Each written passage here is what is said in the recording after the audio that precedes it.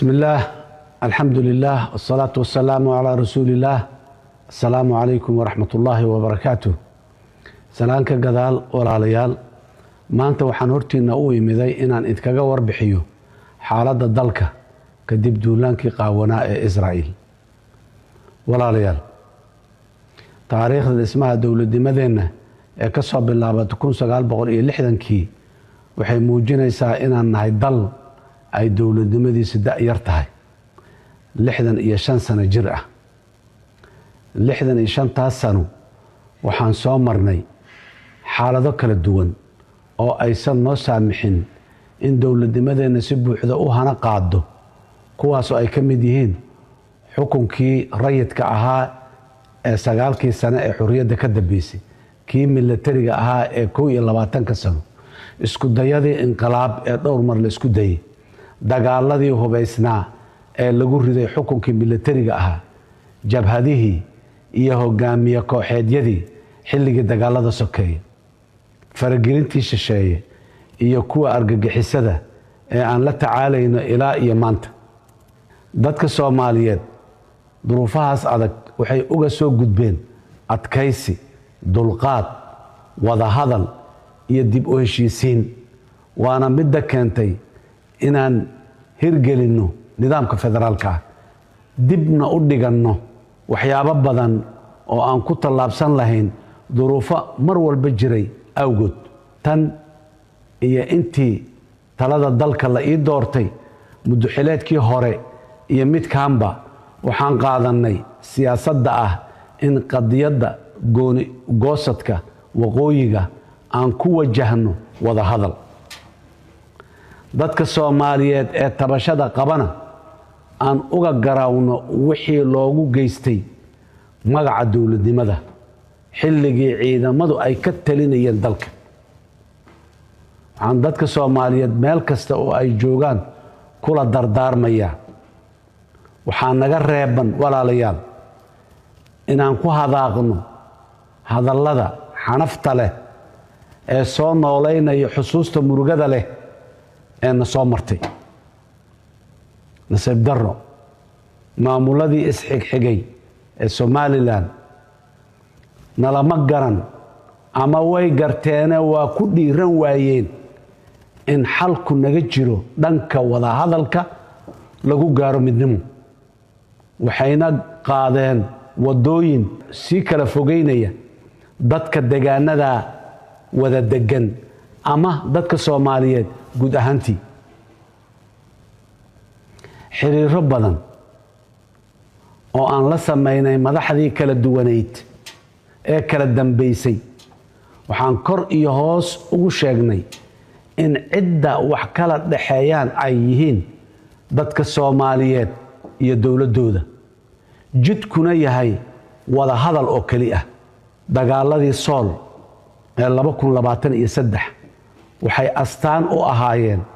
sida aanu nidaamka ka jira waqooyiga wadada nabadda uga luntay waxaan dad waaweyn oo qaarkood madax yahay qaarna dhaqan yahay ay marqaati iiga yihiin inta aan ergo iyo codsiba u soo dirnay in dagaalkii laascaano la joojiyo oo wada hadal nabadeed la aado nasiib darro nalama dhageysan natiijadii ka dhalatayna waan u wada joognay sidoo kale MOU-gii sida lama filaanka ah dig loo soo siiyey iyadoo wada hadallo yididiilo leh noo socdaan ballamana aan dhigannay wuxuu ahaa waddo kale oo lagu lumay iyadana ilaa markii dambe aanu iska afgarannay dawladdii shisheeye ee darafka ka ahayd walaalaheensa ay ka adkaysteen inaan iska afgaranno MOU-gii maanta waxaa mar kale inoo caddaatay sida maamulka Hargeysa ugu nugul yahay damaca shisheeye markii ay Israa'iil aqoonsi ka raadiyeen oo iyaduba go'doon ah kuna caanbaxday boobka barakicinta xasuuqa dadka reer Falastiin taas oo ah wax qof kasta oo damiir leh ka murugooday. waxaan mar kale caddaynayaa in jamhuuriyadda federaalka Soomaaliya ay tahay dal xor ah, mid ah, dhulkiisa aan lagu kala goyn karin warqad ay Israa'iil qortay ama saxiixay Netanyahu oo isagaba eedaysana caalamka ka ah. ujeedada aqoonsi ku sheegaas ma aha danta dadkeena ku nool deegaanadaas ee waa danta Israa'iil oo raadinaysa dhul ay isku ballaariso oo ay si sharci darro ah ugu soo rarto shacabka reer Falastiin ee dhulkooda ay boobtay kana dhisto saldhigyo military oo qalqal geliya amniga gobolka geeska Afrika, gacanka cadmeed, badda cas iyo guud ahaan bariga dhexe. walaalayaal, arrinkan wuxuu raad aan fiicnayn ku yeelan doonaa dhaqaalaha, horumarka iyo deganaanshiyaha siyaasadeed ee dalkeenna haddii si xigmadi ku jirto aanan u maaraynin. walaalayaal, dadka Soomaaliyeed ee waqooyigow, ictiraafku idinkama jiro Netanyahu, ee wuxuu idinka jiraa dowladda iyo shacabka Soomaaliyeed ee dadnimo, diin iyo dowladnimaba aad wadaagtaan. walaalaha Hargeysa ka taliya waxaan leeyahay ugu yaraan bal dib u milicsada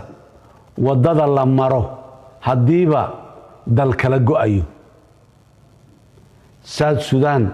waxay gooni u istaagtay markii ay qancisay Sudan inteeda kale.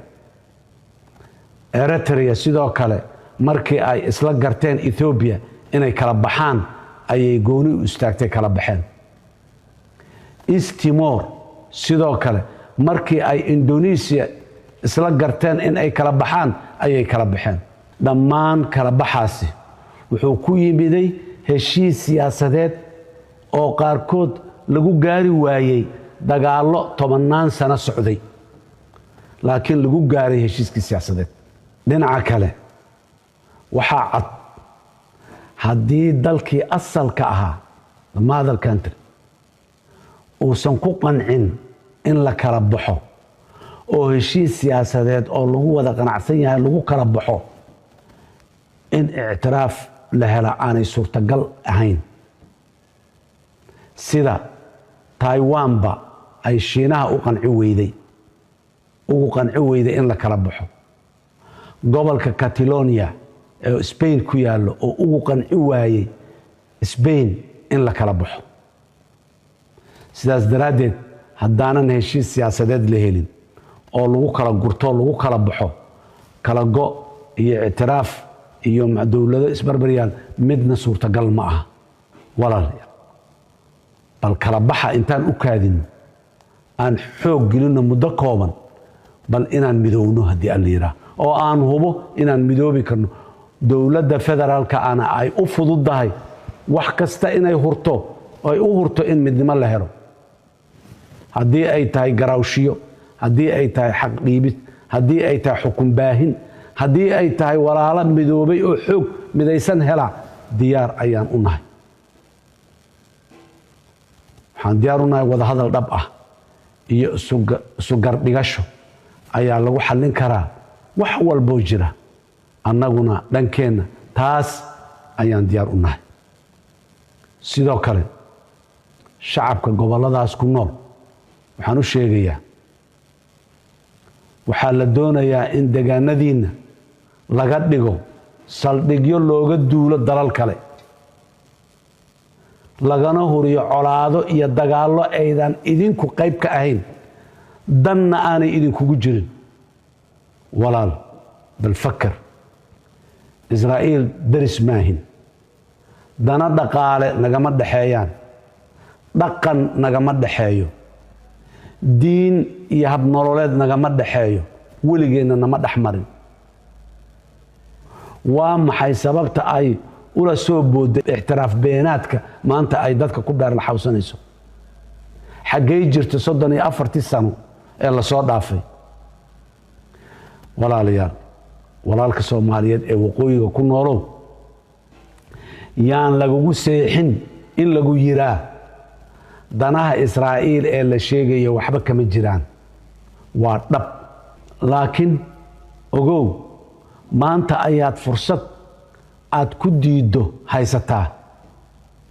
ee bari yaynan ku calaacalin inay saan wax noqonayaan ma ogeyn dhibkana lala damacsan yahay waa dhab ee yowsan dheelalaw nagu gelin walaalayaal dowladda Soomaaliya oo kaashanaysa shacabkeeda iyo saaxiibadeeda caalamka waxay qaadaysaa tallaabooyin looga hortagayo xadgudubka Israa'iil haddii dadka Soomaaliyeed ay la seexan waayeen waxa Netanyahu ku sameynaya shacabka reer Falastiin iyo dadka reer Gaza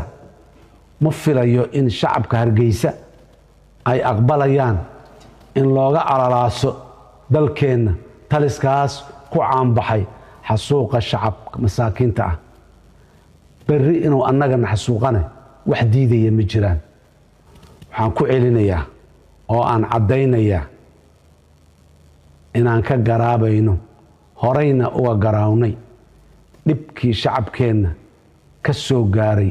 dulmigii uu geystay nidaamkii militariga ah gaar ahaan kii loo geystay shacabka ku nool qaybo ka mid ah waqooyiga Soomaaliya waxaan sidoo kale cadeynayaa in weli inoo furan yahay jidka wada hadalka ee aan ku xalinayno wixii horay inooga khaldamay ma khaldame waa Ilaahay waxaan fariintayda mar kale u dirayaa madaxda Israa'iil waan leeyahay Soomaaliya ma ahan dal la qabsan karo la qaybin karo ama la gadan karo kuma ladaysaan oo kuma helaysaan waxa aad ku taamaysaan tani waxay sii kordhinaysaa go'doonka aad awalba dunida kaga jirteen gabagabadii iyo gunaanadkii walaalayaal waxaan aad ugu mahad celinayaa shacabka Soomaaliyeed meel kasta oo ay joogaan ee ka dhiidhiyay tallaabooyinkan guracan waxaan u cadeynayaa inaysan xaqiiqoobi doonin damaca Israa'iil aana u istaagayno difaaca midnimadeenna iyo madax bannaanideenna oo aan u horeyno wax kasta oo qaali nagu ah waxaan u mahad celinayaa ururada caalamka aan xubnaha ka nahay sida qaramada midoobay ururka midowga Afrika jaamacadda Carabta wadamada Islaamka ururka IGAD iyo ururka suuqa dhaqaalaha ee bariga Afrika dhammaantood garab istaagoodii iyo u hiilintii ay Soomaaliya u hiiliyeen waa ka mahad celinaynaa sidoo kale dowladaha aan walaalaha nahay iyo kuwa aan saaxiibada aan nahay ee nagu garab istaagay ilaalinta midnimada madax bannaanida iyo wadajirka dhuleed iyo dadeed ee Soomaaliya waxaan si gaar ah ugu mahad celinayaa dowladda Mareykanka iyo madaxweynaheeda President Donald Trump garab istaaga ay Soomaaliya ku garab istaageen ilaalinta waxa ay xaqa u leedahay Soomaaliya guud ahaan inta Soomaaliya garab istaagtay oo dhan waxaan idin leenahay dhammaantiin beerka ka ogsooni waana idin abaalgudi doonaa insha Allah waxaan mar kale cod dheer ku leenahay ogow Soomaaliya Soomaali baa leh iyadaana u tashanaysa aad iyo aad ayaa u mahadsantihiin. Wassalaamu calaykum.